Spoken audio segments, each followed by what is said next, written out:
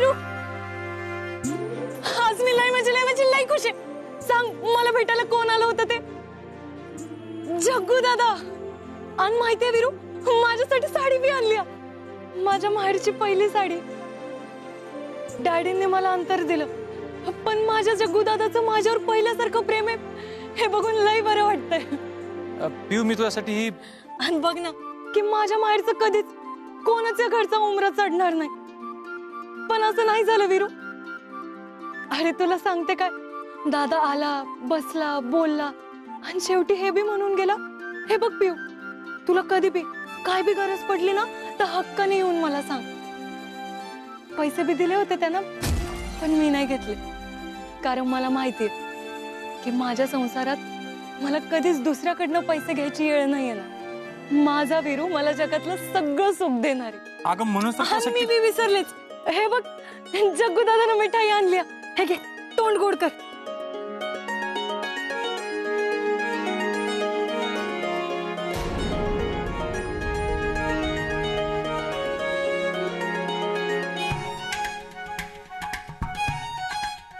अरे बघत काय बसलाय, बरं थांब मीच करते।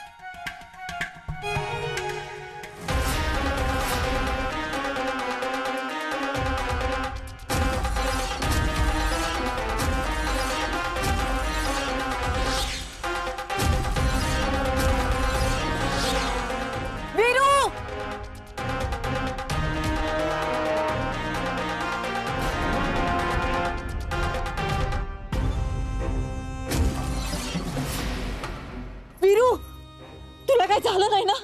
ही मिठाई खाल्ली नाहीस ना? नाही काकी। देव पावला, वाचलास तू, वाचलास। कांचन, अगं असं अचानक काय झालं तुला? आणि सगळी मिठाई का उधळून लावलीस? अहो सुनबाई तिच्या भावानं आणलेली मिठाई माझ्या लेकराला खायला देत होती, त्याला काही झालं बिलं असतं तर? अहो मम्मी, पण मिठाई खाल्ल्यावर काय होते तेव्हा? हे तुम्हाला माहित नाही का, हिचा भाऊ आणि बाप यांच्या जीवावर उठलाय, ह्याच्यात काही विष असतं, आणि ही मिठाई यानं खाल्ली असती तर काय झालं असतं? काकी अहो काय बोलताय तुम्ही? जग्गू दादा असं कधीच करू नाही शकत, मला त्यानंच जपलंय आणि माझी आई बी त्योच झालाय। सुनबाई, तुझ्या घरच्या लोकांवर मला भरोसा नाही। अगं भर लग्नातून तुला जीव मारण्याची धमकी दिली होती बापानं, आणि तू म्हणतेस तसं काही नाही। एवढंच वाटतंय ना, तर मग ही मिठाई मी खाऊन दाखवते। काकी काकी काकी काकी असं ओरडती। तुम्ही कशाला विषयाची परीक्षा घेताय? वीरू, माझा जीव गेला तर चालेल रे, तुला काय होतं कामा नाही। अहो काकी, तुम्हाला जर काय झालं ना तर मी आयुष्यभर स्वतःला माफ नाही करू शकणार। वीरू, माझ्यावर विश्वास ठेव, जग्गू दादा असं काहीच नाही करणार। हे बघ, तू माझ्या प्रेमाखातर इथं आला होता, चांगल्या भावनेने इथं आला होता।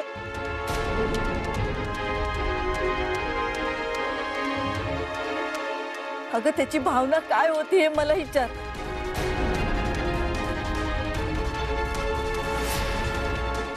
काय झालंय आणि तुम्ही समजे असं का जमलाय? सुनंदा, सुनंदा बरं झालं तू आलीस, ते घरामध्ये काय तमाशा चाललाय बघ। सुनबाईचा भाऊ आला होता, मला वाटतं तसं बोलून गेला ग, माझा अपमान बी केला, हरकत नाही, त्या माझ्या लेकासाठी आणि सुनासाठी मी सगळं सहन करायला तयार आहे, पण आज मला लई त्रास झाला। सुनबाईच्या भावानं अख्खं सूर्यवंशी घरानं मिटवायची धमकी दिली, माझं नाव राजकारणातनं गायब करीन असं म्हणाला। मी आपलं चांगल्या भावनेनं भाऊ बहिणीला भेटायला आलाय म्हणून येऊ दिलं, पण त्यानं मलाच सुनावलं, मी वादळ आहे असं म्हटलं। अरे तू असशील वादळ, पण स्वतःच्या सख्या बहिणीच्या आयुष्याची काय राख रांगोळी करणार आहेस का तू? अहो काकी काय बोलताय तुम्ही? अहो जग्गू दादा असं का बोलेल तुम्हाला? म्हणजे खोटं बोलते असं म्हणायचंय का तुला? अहो ठीक आहे, मग तू तुझ्या नवऱ्यालाच विचार, त्याच्यावर विश्वास आहे ना तुझा? मग तर तुझ्याशी खोटं नाही बोलणार ना? वीरू,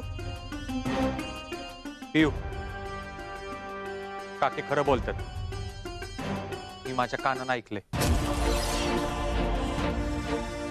ऐकलंस ना तुझ्या कानाने?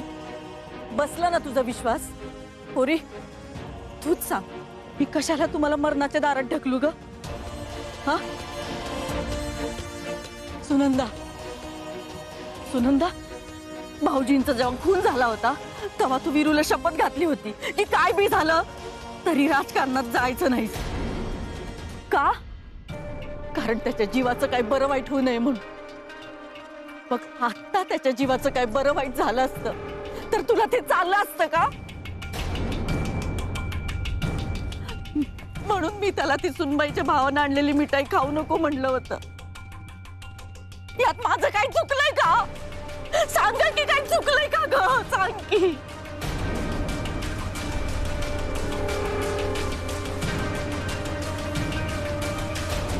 पोरी, अक्का त्यांचं बोलणं काय चुकलं नाही. अगं तुम्ही दोघांनी तुझ्या घरच्यांच्या विरोधात जाऊन लगीन केलंय. तेव्हा ती तुमच्या दोघाला जीव मारायला बी कमी करायची नाहीत. म्हणून तुम्ही दोघांनी त्यांच्यापासून लांबच राहिलं पाहिजे. सुनबाई, तुमच्या भल्यासाठी सांगते ग मी. इथनं पुढं महारातनं आलेलं काय पण घ्यायचं नाही. वचन दे मला. पुरी सांग, परत त्या घरातलं काय सुधी घेणार नाहीस. अगं बोल की. अगं बोल, काय घेणार नाही म्हणून. तुमच्या भल्यासाठीच बोलतोय ना आम्ही. अजूनही विश्वास नाही ना तुझा माझ्यावर? कळलं मला.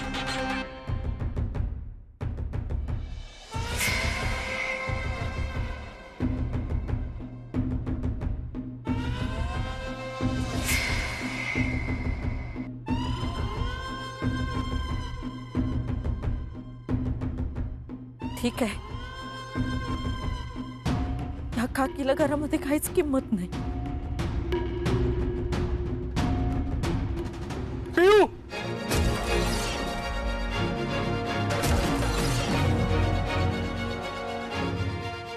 काकी काहीतरी म्हणतात तुला. अगं त्यांच्यासाठी एवढं बी करू शकत नाहीस हो तू. तुझ्या घरनं आपल्या लग्नाला किती विरोध होता तरी बी काकींनी आपली साथ दिली. सगळ्यांच्या विरोधात जाऊन आपलं लग्न लावून दिलं. त्यांच्या शब्दाचा जरा तरी मान ठेव. वीरू, मी त्यांच्या शब्दाबाहेर नाहीये, पण काय? हा पियू, पण काय? आज आपला संसार उभा आहे ना, ती फक्त काकींमुळे.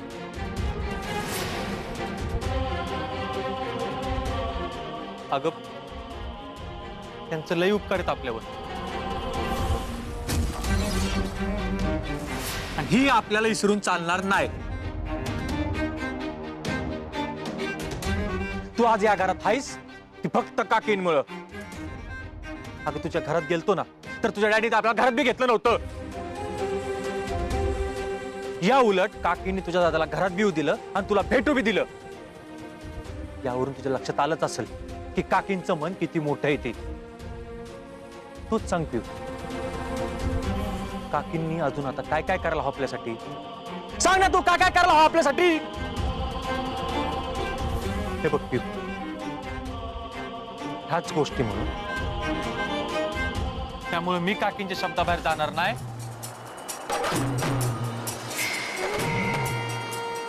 आणि तू बी जायचं नाहीस, कारण काकी आपल्याला देवापेक्षा बी मोठे आहेत.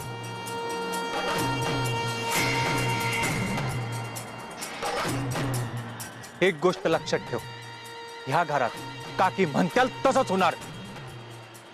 त्यामुळे इथनं पुढं तुझ्या माहेरातनं ह्या घरात एक बी गोष्ट येणार नाही आणि कुणी इकडे फिरकणार बी नाही. आजपासनं तुझा आणि तुझ्या माहेरचा संबंध संपला. बोललो तर बोललो.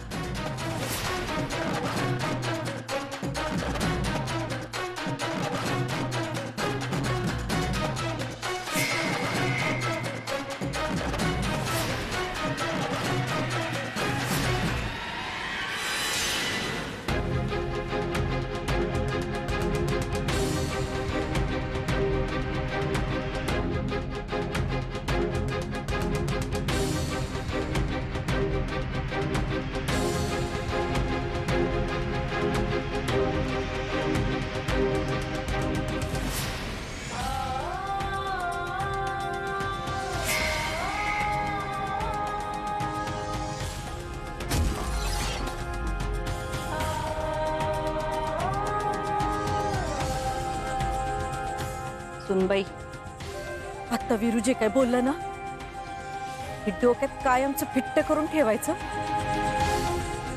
तुझंच भलं आहे त्यात.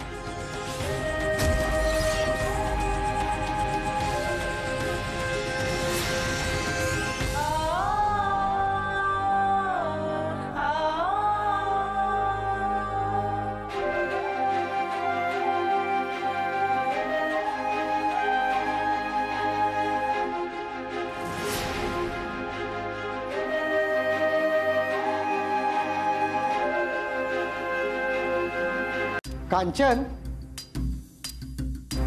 अगं तिला एवढ्या जोरात बोलायची काय जरूर होती? हा, आणि ती बी अशा पद्धतीनं?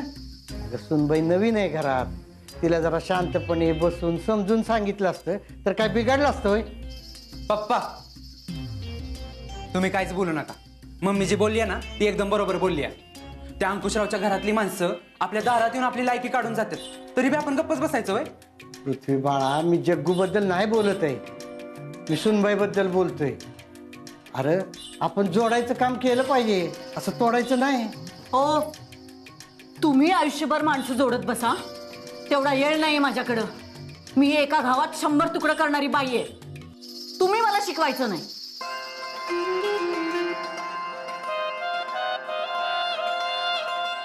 मम्मी, बरं झालं तू त्या पिऊला म्हणालीस की तिनं तिच्या माहेरात परत पाऊल ठेवायचं नाही आणि माहेरात ना आलेली कुठलीच वस्तू घ्यायची नाही. ही तर लईच भारी काम केलंयस बघ तू. पृथ्वी, आत्ता कुठं प्रचाराचा नारळ फुटलाय, आता पुढं पुढं बघच मी तिच्या संग कसं आणि काय राजकारण करते ते.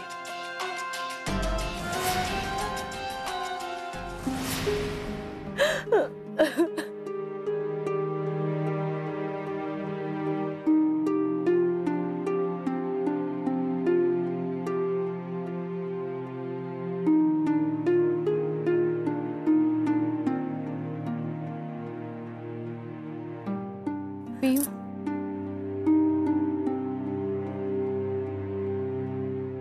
होय निशा वहिनी, काल परवा ह्यांचं लगीन नाही झालं तर आज भांडायला बी सुरुवात झाली.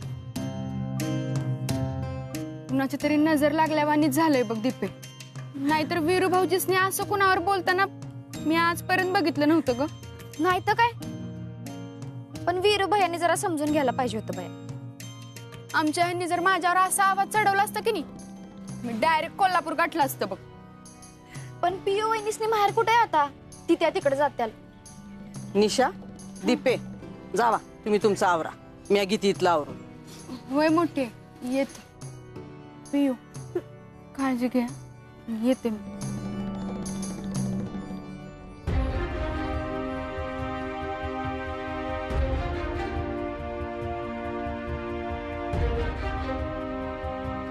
पियू, गप रडू नकोस ग पुरी. अगं नव्या नवरीनं असं रडणं बरं दिसतं का ग? चल बरं तोंड धुवून घे.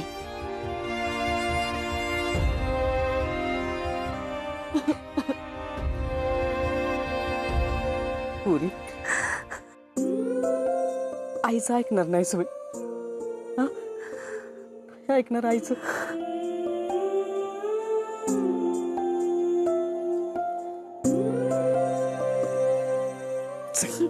उठ उठ बाई.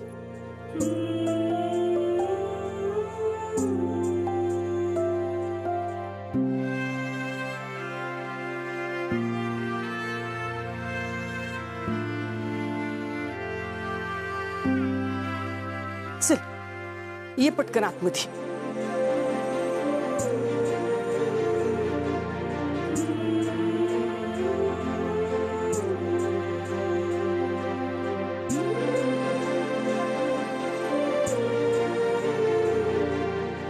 वीरू,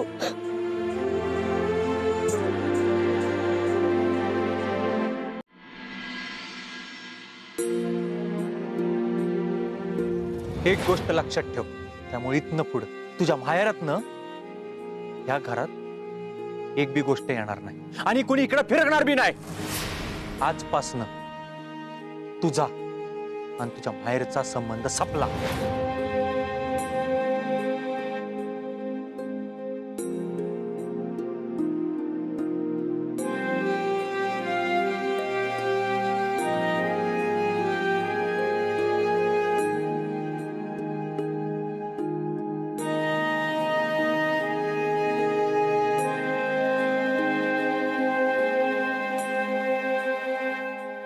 थँक्यू. माझ्यासाठी हा फोटो जगातला सगळ्यात किमती फोटो आहे. तुला माझं मन कळतं वीर. मला काय त्रास होतो ती कळतं. ह्याचं लय कौतुक वाटतं मला. खरंच मी लई नशीबवान आहे की मला तुझ्यासारखा नवरा मिळाला. सॉरी, मगाशी तुझ्यावर आवाज नव्हता वाढवायला पाहिजे मी. वीरू, जग्गू दादा इथं का आला होता मला खरंच माहित नाही. पण हे बघ, तो काकीला जे काही बोलला असेल ना त्यासाठी मी तुझी माफी मागते. पण तू माझ्यावर चिडत नको जाऊस. मला नाही सहन होणार. अगं, मी तुझ्यावर नव्हतंच चिडलो, पण तुझा दादा तो जे काय काकीला बोलला ना त्याचा राग आला होता मला. आपल्यावर त्यांची लई उपकार आहे आणि ते आपल्याला फेडता बी येणार नाहीत. त्यामुळे इथनं पुढं काकीच्या विरोधातली कुठली बी गोष्ट मी खपवून घेणार नाही, ही फक्त लक्षात ठेव. तू काय बी काळजी करू नकोस. इथनं पुढं माझ्याकडनं किंवा माझ्या घरच्यांमुळे आपल्या घराला मी काय बी त्रास होऊ देणार नाही. आणि राहिला प्रश्न जग्गू दादाकडून कुठली बी गोष्ट घेण्याचा, तर मी तुला शब्द देते, यापुढं मी त्या घरातनं कधीच कायच घेणार नाही. आणि मला माहित आहे त्याची कधी गरजच पडणार नाही, कारण मला जे हवं होतं ते माझ्या नशिबानं दिलंय की, तुझ्यासारखा नवरा आणि मला तुझ्यासारखी बायको. ह्या जगातली सगळी सुख तुझ्या पायापाशी आणून ठेवीन. बोल, काय पाहिजे तुला? मला माझ्या माहेरातनं जी काही पाहिजे होतं ती तर तू मला आणून दिलंस. आता ती गोष्ट आण तुझी सोबत. बस, मला अजून बाकी कायच नको.